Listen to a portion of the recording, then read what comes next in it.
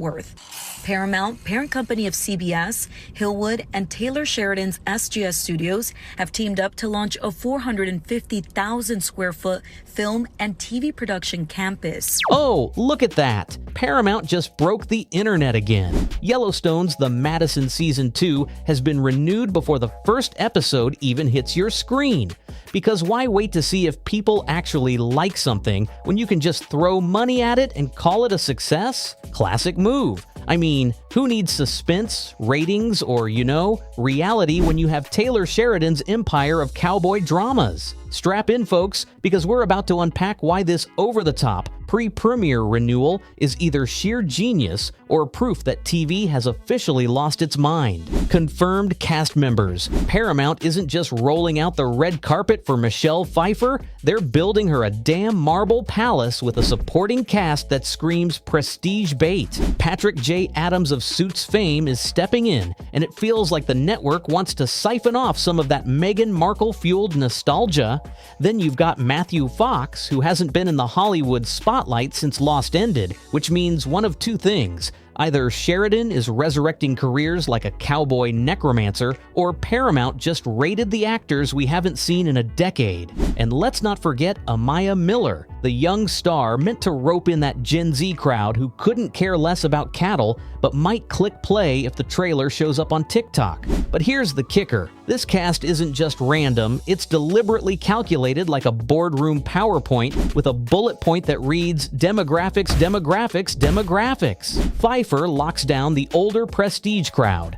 Adams reels in streaming-era binge watchers. Fox brings the 2000s nostalgia wave, and Miller sprinkles in a dash of youthful energy. Sheridan and Paramount clearly think they're assembling the Avengers of Yellowstone spinoffs, except instead of superheroes, it's a lineup of faces you half remember from a decade ago, plus Pfeiffer towering over all of them. It's less about the characters they'll play and more about the marketing grid they slot into, and boy, does that scream originality, right? And of course, the press releases frame it as this inspired ensemble. Translation: Paramount is banking on name recognition, because apparently the story alone isn't enough to sell the Madison. That's the dirty little secret here. When you confirm a lineup this stacked before the show even premieres, it's a signal of insecurity disguised as confidence.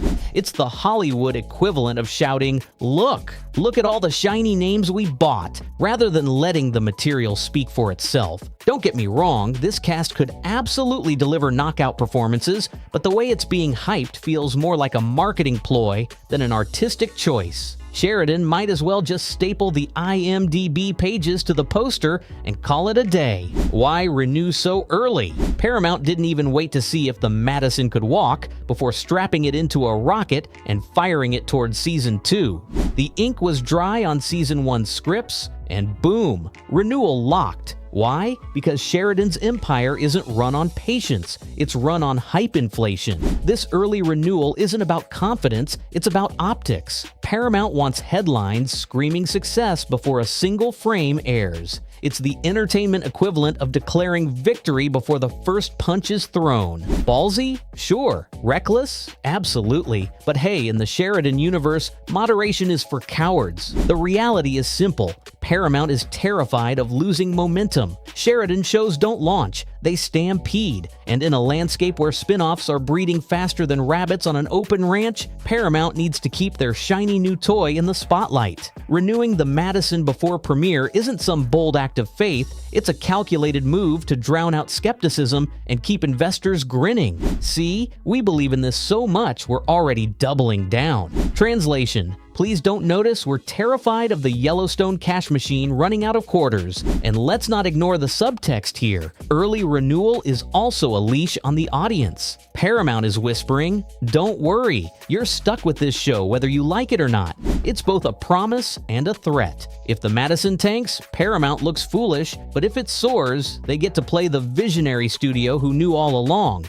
Either way, it's Sheridan's world and we're all just background extras. Fans might call it confidence, but let's call it what it really is: desperation in a cowboy hat. Paramount's Yellowstone obsession. At this point, Paramount's Yellowstone obsession is less of a strategy and more of a full-blown addiction. They aren't just milking the cow, they've got the poor thing hooked up to an IV, begging for one more drop. Every time you blink, another spinoff gets announced, and Paramount acts like they've reinvented television. Newsflash, they haven't. They've just realized that audiences will tolerate an all-you-can-eat buffet of Dutton-branded drama so long as Sheridan keeps seasoning it with grit and gunpowder. This isn't vision, it's fixation. Paramount executives talk about Yellowstone like it's oxygen, essential, irreplaceable, and the only thing keeping them alive. Forget new ideas, forget risk-taking. If it doesn't have Sheridan's name slapped on it, it might as well not exist in their programming Bible. And what do we get? A lineup so crowded with cowboy hats that the brand looks more like a costume party than a television slate. Sheridan isn't just running the network, he's colonized it. Yellowstone isn't a show anymore, it's a religion, and Paramount is the church cashing the tithe. But here's the dark side of obsession. It always burns out. No addiction lasts forever, and no audience is endlessly patient. By treating Yellowstone like the cure-all to their streaming woes, Paramount risks poisoning the very well they've been drinking from. Fans will eventually catch on to the recycling, the repetition, the different spin-off, same ranch dust formula. And when that day comes, all the cowboy swagger in the world won't save Paramount from the cold, hard reality that obsession isn't sustainable. It's self-destruction in slow motion. What this means for other Sheridan shows. The Madison's early renewal doesn't just affect the Madison, it sends a ripple through Sheridan's entire empire like a stone tossed into a cattle trough. By fast-tracking this spin-off, Paramount is basically telling fans, yeah, we'll prioritize this shiny new toy, even if it means leaving your old favorites to gather dust. Translation? Don't expect answers about 1923, 4/6s, or lawmen, Bass Reeves anytime soon. Sheridan's plate isn't full, it's overflowing, and Paramount just keeps piling on. If juggling this many projects doesn't break something, it'll be a miracle worthy of the Vatican. And here's the kicker. When one Sheridan show eats, another goes hungry. The network doesn't have infinite money, production crews, or marketing energy. By locking in the Madison so aggressively,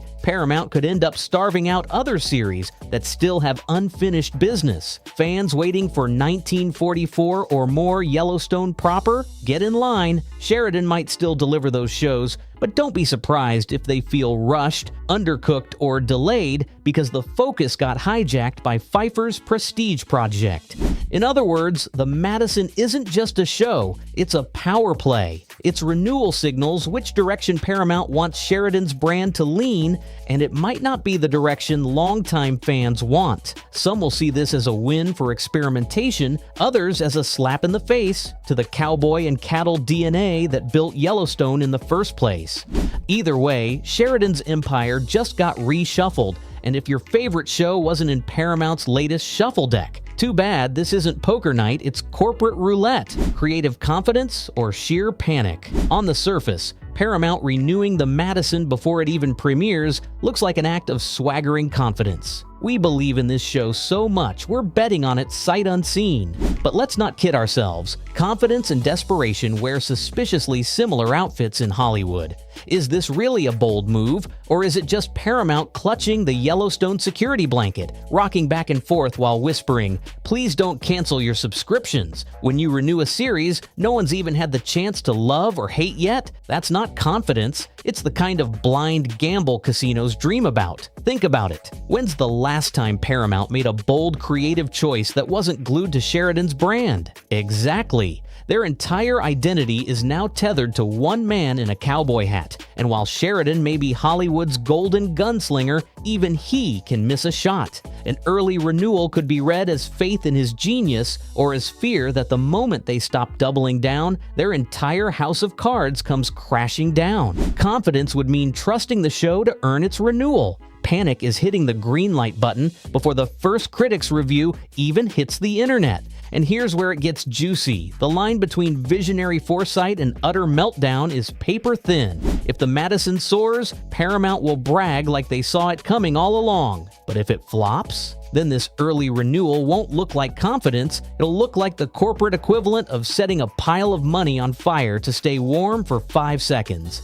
Either way, Paramount has handed us the perfect drama before the show even starts. Forget Pfeiffer's performance, the real spectacle might be watching the network sweat bullets over whether this move was genius or a full-blown panic attack in disguise. So there you have it, Season 2 is locked, loaded, and apparently there's no turning back. Is this a masterstroke of confidence or a sign that studios are officially panicking and cashing in before the dust even settles? Either way, buckle up because the Yellowstone universe just got a whole lot bigger, a little more absurd, and honestly, a lot more fun to rage about. And if you think this is wild, just wait until the next Sheridan bomb drops. We'll be here, popcorn in hand, laughing, screaming, and maybe questioning our life choices all at once.